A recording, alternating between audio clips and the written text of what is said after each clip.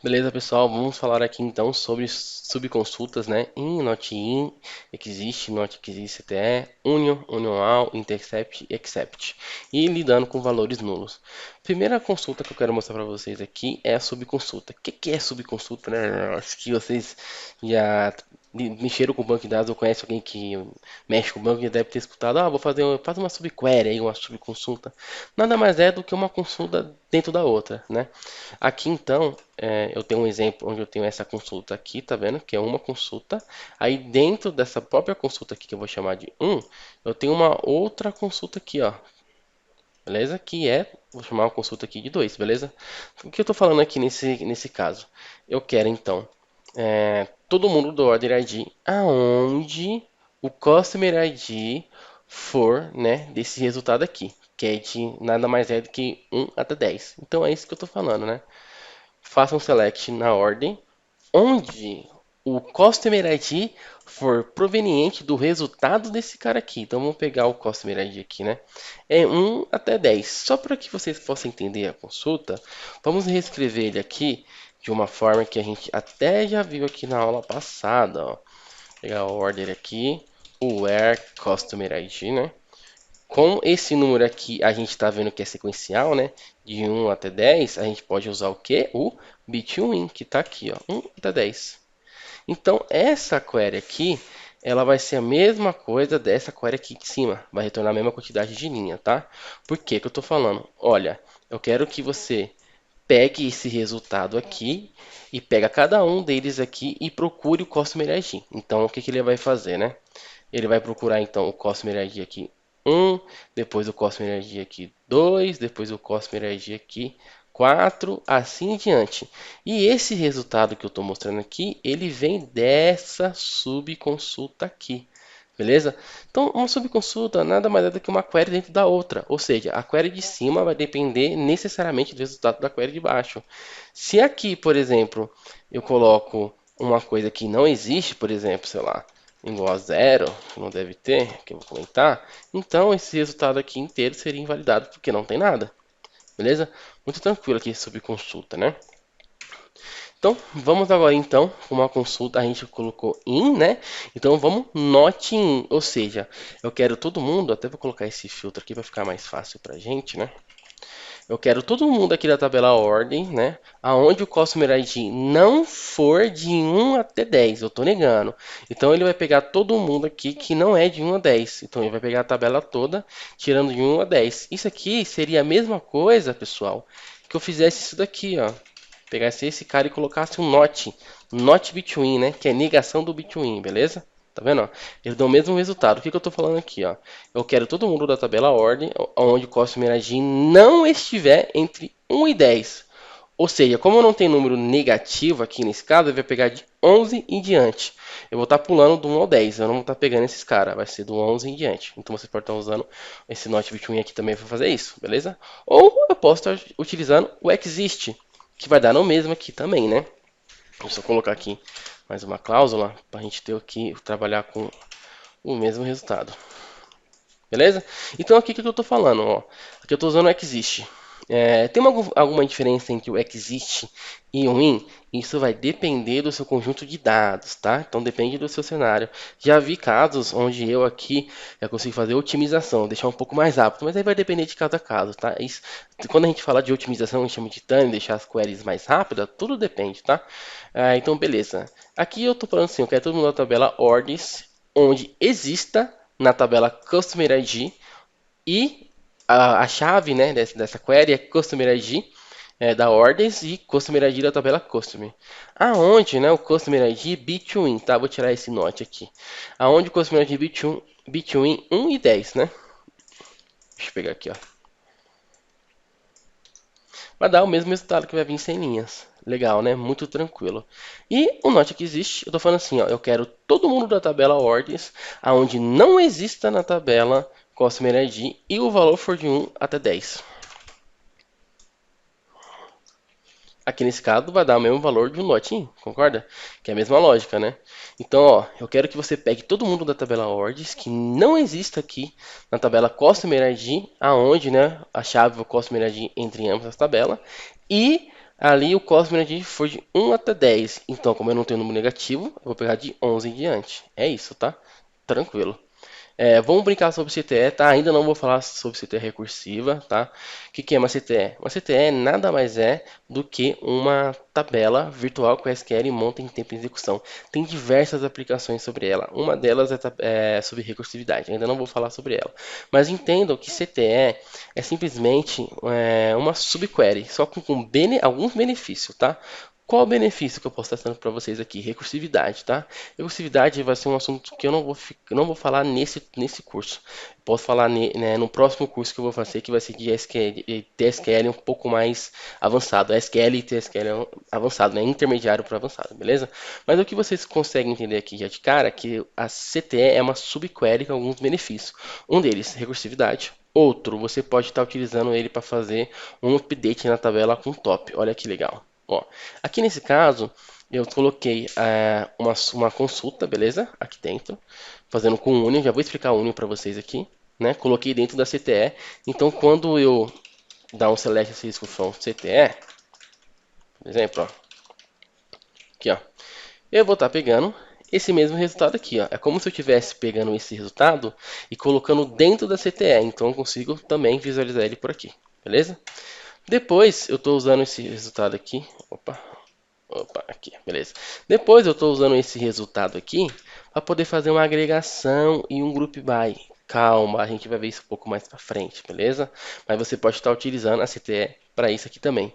Uma coisa que eu posso mostrar para vocês aqui também, que é interessante, se vocês precisarem algum dia, que volta e meia eu trabalho com o pessoal de engenharia de dados, eu ajudo eles, e eles tiveram uma dúvida comigo assim, Leandro, eu quero fazer um update na tabela, só que eu quero ordenar as 10 primeiras linhas e fazer esse update. Como é que eu posso estar fazendo isso, né? Você tem algumas possibilidades. Fazer um inner join na própria tabela, filtrar por fora, né? Ou utilizar CTE. Por exemplo, vamos pegar aqui, ó, essa tabela aqui, ordem mesmo, né? Begin tran, né? Update, aqui, né? 7A, vamos lá, 7A.cpcity aqui, ó. Eu vou entender a query igual a nada, igual a vazio, tá? From orders alias A, tá? As A, por isso do A aqui, tá vendo? Aí vamos supor que ele quisesse fazer algo assim, ó. Update, aqui um top, né? Isso aqui nem a sintaxe nem permite, né? Update top 10. Mas que ele nem permite que você faça isso, tá? Desse jeito. Mas como você pode estar fazendo isso de maneira muito fácil? Com CTE. If CTE2, aí você vem aqui, coloca esse cara aqui, ó, select top 10, asterisco from orders, e olha que legal, você vai dar um update, né, na CTE. Então eu posso até estar utilizando esse cara aqui, colocar aqui para cima, tirar esse cara aqui, ó, esse top 10 aqui, colocar CTE2, tirar esse update aqui, isso aqui vai funcionar, beleza? Aqui, ó, beleza? Então, esse comando aqui eu consigo fazer, ó, esse aqui ele vai funcionar, tá vendo? Ele colocou 10 linhas. E olha só o que que eu fiz aqui, né? Eu vim e primeiro peguei as 10 primeiras linhas, né, aqui ASCII, né, que não deu um word by, poderia dar um word by, né? Eu coloquei aqui, então, pegue 10 linhas aqui e coloque dentro da CTE 2. Depois eu catei e dei um update na CTE 2. Mas quando você dá um update na CTE, você está dando um update na sua tabela física, tá? Ela monta uma tabela virtual, mas você está dando um update na tabela física, beleza? Bem legal isso daqui, né? Então, se vocês tiverem algum caso como esse, vocês podem estar brincando com isso. Mais para frente, eu vou mostrar para vocês outros casos de uso também da CTE. Quando a gente utiliza ela com Windows Function, por exemplo, para poder eliminar dados duplicados. É muito utilizado também. Beleza? Mas vamos continuar a aula aqui. Que a ideia não é fazer aulas longas, são sempre aulas um pouco mais curtas. Aqui então eu estou selecionando esse cara Rio de Janeiro com esse cara Rio de Janeiro. Mas por que, Leandro? Por que você está fazendo isso? Porque eu quero mostrar para vocês um Union. Um Union ele vai juntar o resultado dessa query aqui, tá vendo? com o resultado dessa query aqui, que nesse caso é a mesma coisa. Só que o union ele faz um distinct, tá? Se você ver aqui o que o SQL faz, ele vai fazer um distinct, né? Ele vai agregar aqui e vai fazer um distinct, beleza? Já quando você coloca um union all, né? Ele não vai fazer um distinct. Então se aqui veio é, 64 linhas, né? Como eu posso estar mostrando aqui. E aqui também vai vir 64 linhas porque é a mesma query, né? O que ele vai fazer? Ele vai unir essas duas linhas aqui, né? E vai dar 68 linhas, beleza? Então qual que é a diferença do union para o union? Os dois é para unir as queries, beleza? Só que o union tem distinct e o union all não. E qual que é uma coisa que você precisa se atentar? Que as colunas têm que ser as mesmas, tá? Order ID, por exemplo. Se eu colocar uma coluna aqui, Order ID, e não colocar aqui embaixo, eu não consigo estar utilizando isso daqui, porque ele vai reclamar, tá vendo? Ó? Para utilizar, né, todas as queries combinando user union, tem que ter, né, a mesma quantidade de target list, ou seja, a quantidade de colunas, tá? Então aqui essa coluna tem que ser a mesma coluna daqui. Você pode inverter o nome? Até pode, não é recomendado. Qual que é um caso de uso que você pode estar utilizando isso daqui? Para poder bater dados, tá? Utiliza isso direto aqui no Databricks, por exemplo, quando eu tenho que bater dados, tá? Então eu tenho aqui assim, ó, eu fiz aqui um antes e um depois, né? Sei lá, algo do tipo. Eu subi uma carga, eu fiz um monte de tratativa no pipeline de dados lá, subi a carga para outro lado. Eu quero bater com o anterior para ver se é a mesma coisa, por exemplo. Eu posso estar utilizando um union, por exemplo. Union all não, tá? Um union. E eu posso estar utilizando o except ou um except. Viu? Eu vou mostrar para vocês aqui, ó. Um except, aliás, ou um intersect, beleza? Vamos lá. Então, uma vez entendido aqui o union e o union all, a diferença é bem simples. Vamos entender aqui o except, tá? O que é o except? Ele vai trazer, né, todos os registros na tabela à esquerda que não tem na tabela direita. Então vamos dar um bisu aqui, ó. Eu criei duas tabelas, né? Teste 1 e teste 2, ok? Tranquilo aqui. Eu acho que vocês nunca viram a sintaxe de create table, né? Que aqui o nosso foco é mais desenvolvimento de query. Mas aqui eu estou criando uma tabela, anotando create table, tabela temporária, por isso do tralho aqui, né? Estou selecionando os campos aqui, ó, ID, int, o nome, né, do campo, que o tipo dele que é baixar de 150. Tranquilo, tá? E aqui eu estou dropando se existir. Mas não é o foco aqui da nossa aula de agora. Então, o que eu estou fazendo aqui, ó? Eu vou somente dar um select asterisco from, isso vocês já viram. As duas tabelas. Estão vazias aqui porque eu não dropei. Vamos criar aqui. Ó. Então a gente pode estar vendo, né? Se a gente comparar aqui as duas tabelas, o que existe nas duas tabelas aqui, né? Somente o campo Kaique, né? O campo Kaique aqui, ó, ele existe nas duas tabelas, tá vendo? Se a gente for olhar esses dois campos aqui, né? O campo ID e o campo nome. Vamos supor que ele vai ser a nossa chave. Então, quando eu fizer o except aqui, o que vai vir, né? Vai vir Leandro, porque esse é o único campo que existe na tabela à direita que não existe na esquerda. Beleza? Ficou claro? Deixa eu mostrar aqui para vocês de novo. Ó. Deixa eu colocar isso aqui em cima, fica melhor. Então, esses duas queries aqui é o meu select successful from member normal e aqui é o meu except. Então a gente pode estar vendo que o ID2 Kaique, né, ele tem nas duas tabelas. Já o ID1 e nome Leandro não tem nas duas tabelas. Por isso que ele veio no resultado aqui do meu except.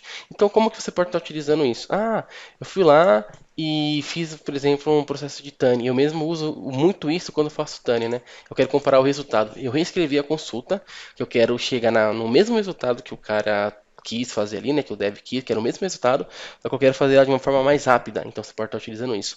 Ou quando você tem que fazer alguma tratativa, fazer alguma carga, né, no seu sistema, mas você quer que essa carga bata com dados origem, né? Você pode estar fazendo isso, utilizando o FSF para poder entender e pegar as diferenças, fazer uma validação. Beleza? E o intercept, né? Ele vai pegar então registros que existem entre ambas as tabelas. É isso, né? Qual que é o registro que existe em ambas as tabelas? É o KI que a gente acabou de ver, né? Beleza? E lidando com valores nulos, né? Assim, pessoal, como é que o SQL faz para poder fazer uma comparação, tá?